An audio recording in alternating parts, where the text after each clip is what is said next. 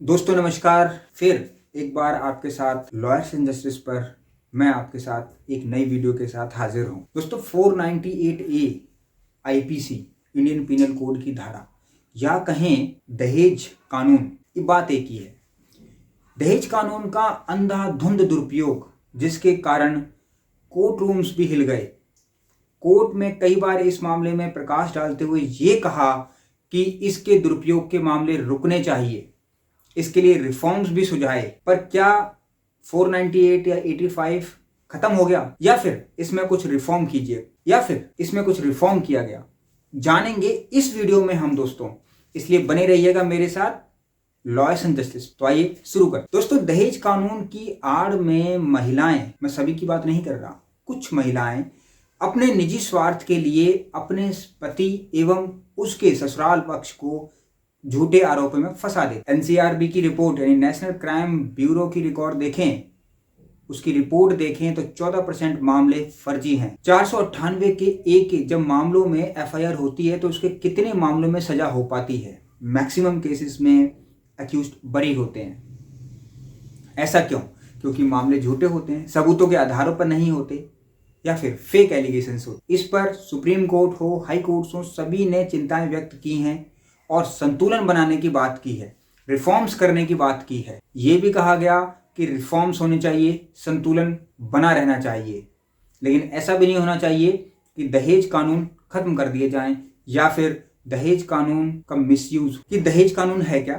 तो कोई भी महिला जब ससुराल पक्ष के द्वारा प्रताड़ित की जाती है तो वो अपनी एक कंप्लेंट फाइल करती है लोकल पुलिस स्टेशन में, या फिर अब इसके लिए CAW सेल यानी क्राइम अगेंस्ट विमेन सेल बना दिए गए हैं। उन वुमेन सेल में जाकर महिला कंप्लेंट कर देती है, उसकी कंप्लेंट पर कार्रवाई होती है, मीडिएशन के लिए बुलाया जाता है, वहां पर दोनों पक्षों को समझा बुझाकर फैसला कराने की कोशिश की जाती है। जब फैसला नहीं होता तो एक FIR रिकमेंड की जाती है CAW के द्वारा और लोकल पुलिस स्टेशन उसमें एक FIR दर्ज करते हैं 498A, 406 और 34 में।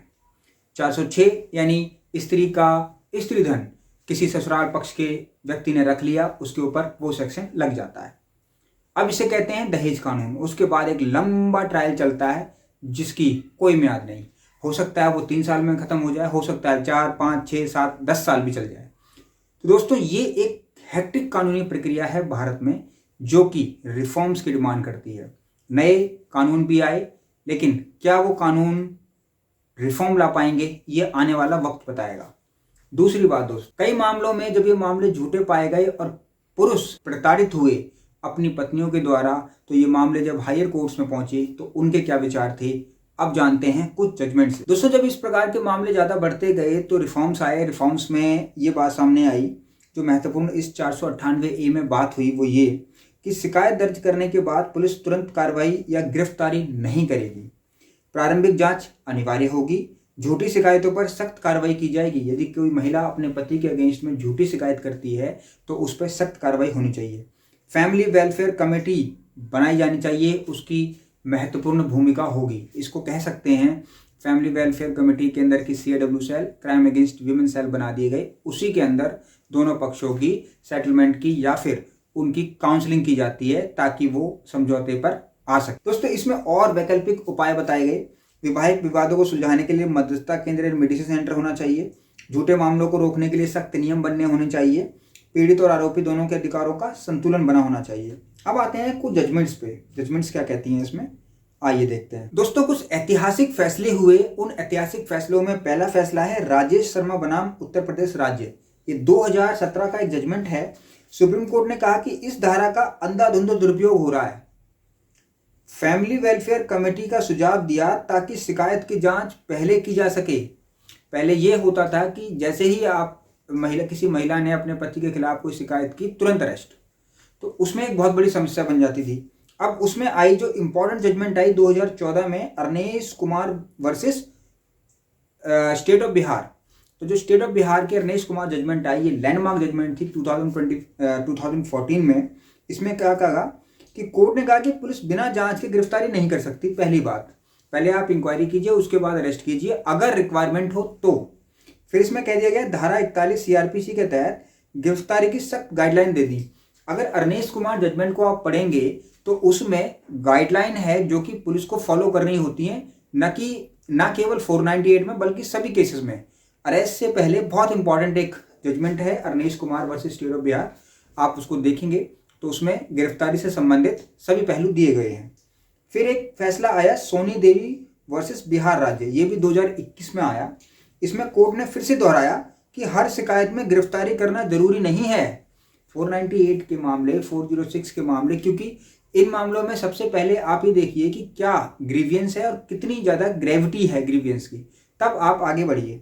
फिर एक सोशल एक्शन फॉर्म फॉर मानवाधिकार बनाम यूनियन ऑफ इंडिया 2018 का ये मैटर है।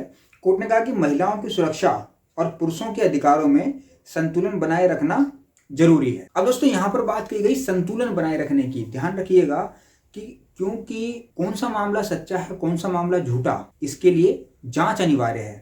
लेकिन जांच जब तक होगी और जांच से पहले व्यक्ति को अरेस्ट कर लिया जाए तो ये तो उसके अधिकारों का भी हनन हुआ।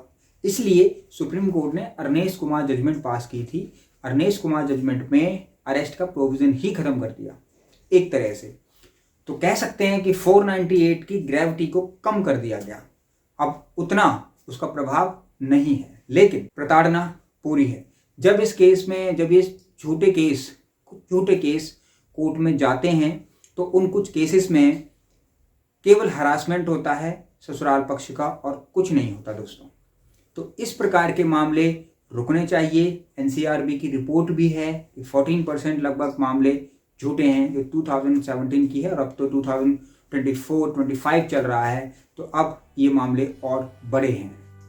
रिफॉर्म्स तो बहुत आए, लेकिन धरातल पर उनका कितना असर देखने को मिला ये आने वाला वक्त बताएगा। और आज के समय पे भी धरातल में कितना इफेक्ट है ये आप मुझे कमेंट करके कमेंट बॉक्स में जरूर बताइएगा। किसी भी क्वेश्चन के लिए आप मुझे फ़ोन, मैसेज कर सकते हैं या कमेंट बॉक्स में भी लिख सकते हैं। बने रहिए मेरे साथ, जुड़े रहिए। Lawyers and justice. नमस्कार।